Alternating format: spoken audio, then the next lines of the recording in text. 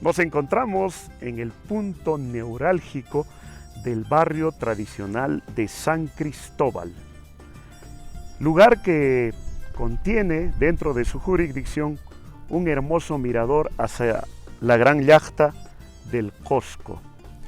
El nombre de San Cristóbal proviene del bautizo que se realizó a Paulo Inca, o también conocido en algunas crónicas como Paulo Tupac Inca, hermano de Huáscar y Atahualpa, quien además es conocido como el gestor de la traición inca a la gran gesta patriótica que realizó otro de sus hermanos, Manco Inca.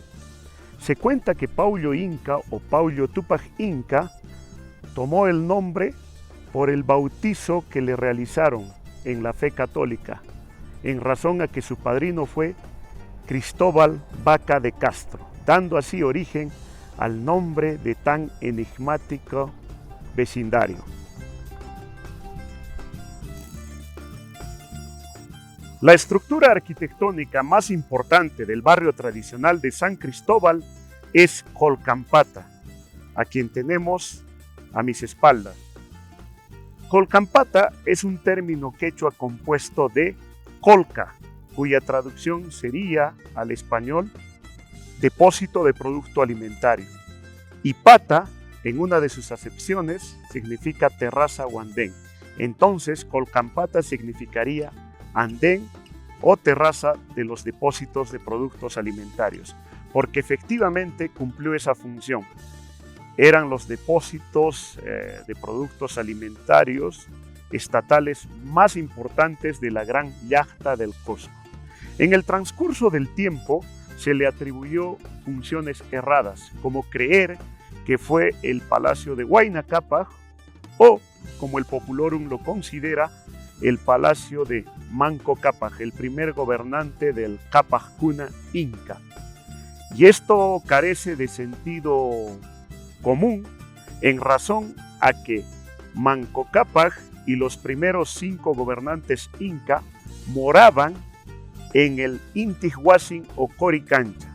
El primer gobernante inca que decidió hacer su palacio o espacio para vivir fue Inca Roca, el 6º gobernante y el primero de la dinastía Hanan, en razón a que sus precursores pertenecieron a la dinastía Juri.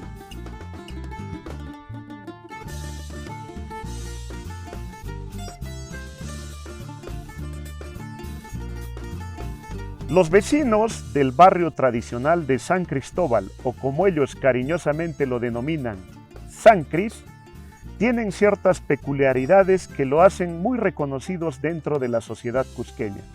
Entre estas tenemos que, por ejemplo, gran parte de ellos son devotos, cuasi fanáticos cargadores del patrón San Cristóbal.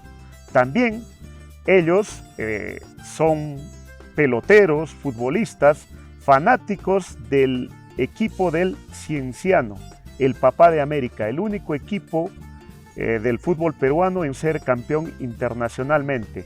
También los vecinos celebran con mucho jolgorio su Corpus Christi, que se celebra el primer domingo de agosto, en la cual consumen el delicioso chiriuchu, pero también tienen un plato propio del barrio, que es el almuerzo de cuchicara, que consiste en tener una sopa con habas, chuño, que es la papa deshidratada, también tiene un poco de picante, la piel de cerdo, carne de res, tripas conocidas como choncholí, entre otras.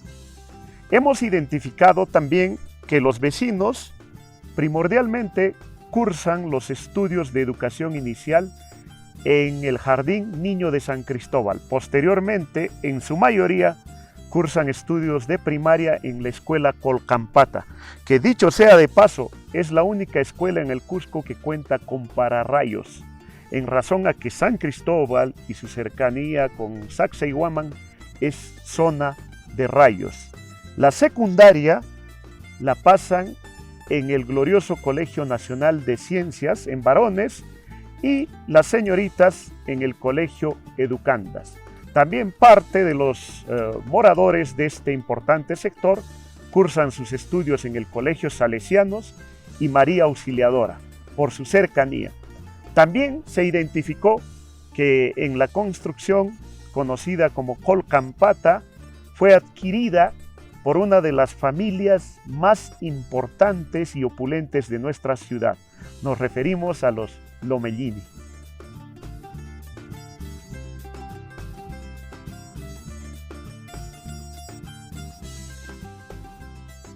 El Frente de Defensa de San Cristóbal, conjuntamente con el Comité de Seguridad de San Cristóbal, vienen realizando actos palpables en beneficio de nuestra sociedad cusqueña, digno de ejemplo y que deberían ser copiados por otros frentes de defensa y asociaciones de vecinos del Cusco.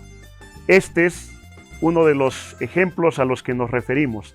La calle Siete Borreguitos fue adornada con maceteros y hermosas plantas que le dan un toque espectacular.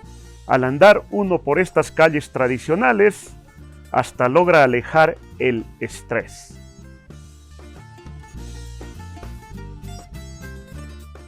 Muchos contextos arqueológicos han adquirido nombres modernos con el paso de los años, como es el caso de esta importante huaca, que si bien es cierto su terminología actual es en quechua, no es su nombre original.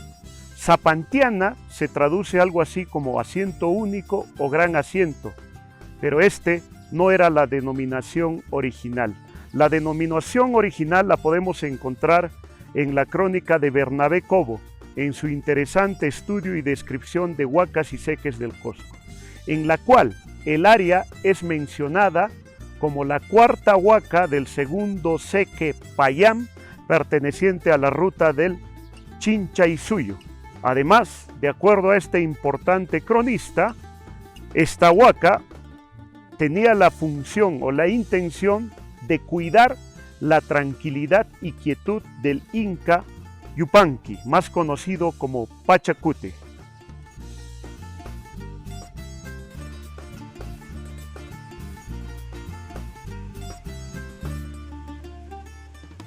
La investigadora Janet Cherbondi, el año de 1987, realizó interesantes estudios respecto al recurso hídrico que proveía a la yacta inca. Ella demostró que muchas panacas o familias reales del norte de nuestra ciudad tenían la plena intención de apropiarse de huacas o adoratorios ligados a fuentes de agua, con la intención lógica de, después de colectar el recurso hídrico, redistribuirlo a sus áreas de cultivo. También esta intención de apropiarse del agua continuó en la época del virreinato, a la llegada de los españoles, y de ahí se remonta a la construcción de este acueducto.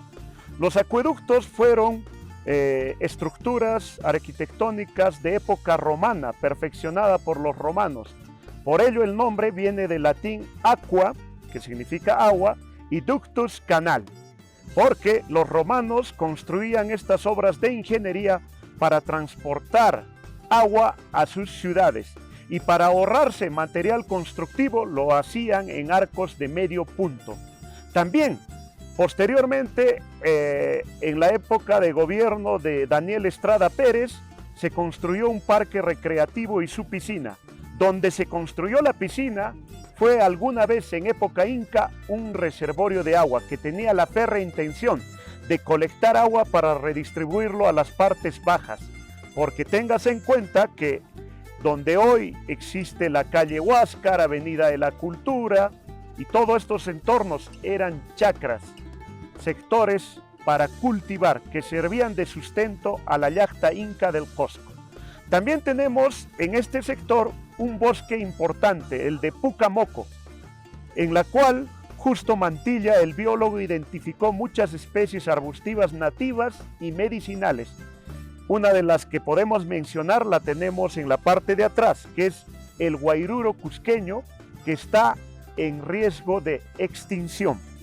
También hablemos de la importancia de esta montaña Pucamoco, porque las crónicas mencionan que los incas, al momento de hacer conquistas a grandes distancias, colectaban terruño, tierras de estas áreas conquistadas, para ser traídas como trofeo a esta importante montaña o cerro. También en la época ya republicana, exactamente el año de 1945, se construyó y se inauguró el Cristo Blanco. Este fue un regalo de la colonia palestina al Perú. A pesar de ellos ser poco creyentes en Jesucristo, en razón a que eran musulmanes, hicieron un regalo a la población cusqueña por el buen trato que recibieron.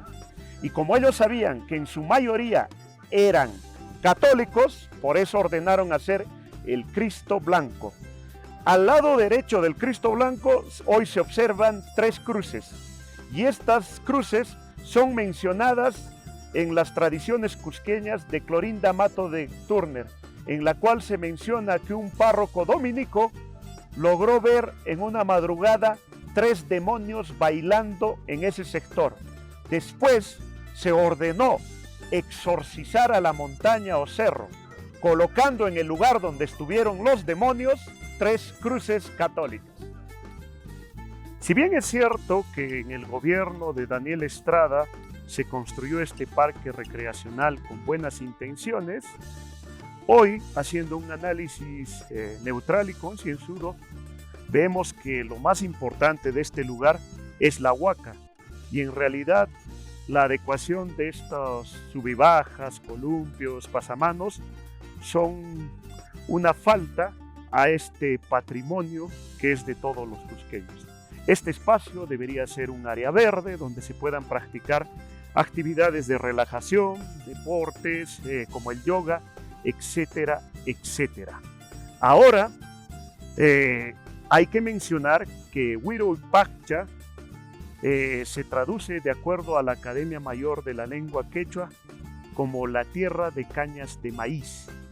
Pero al parecer, en realidad, este no fue Huiropacha, sino Huiropacha, porque pacha, como sabemos, en quechua son caídas de agua, porque el quechua es eminentemente onomatopeico, y los andinos creían que estas caídas generaban ese sonido, ¿no? De pacha. Queridos amigos, estamos retomando, después de circunstancias trágicas que fue la pandemia por el COVID, nuestros videos culturales, y lo hacemos con mucho ahínco y con mucho cariño a nuestra tierra que nos dio nacer, que es la Gran Llacta del Cusco. Por ello, no se olviden de suscribirse a nuestros canales en Facebook y YouTube con el nombre Amadeo Valer, Desenterrando la Verdad. Muchas gracias.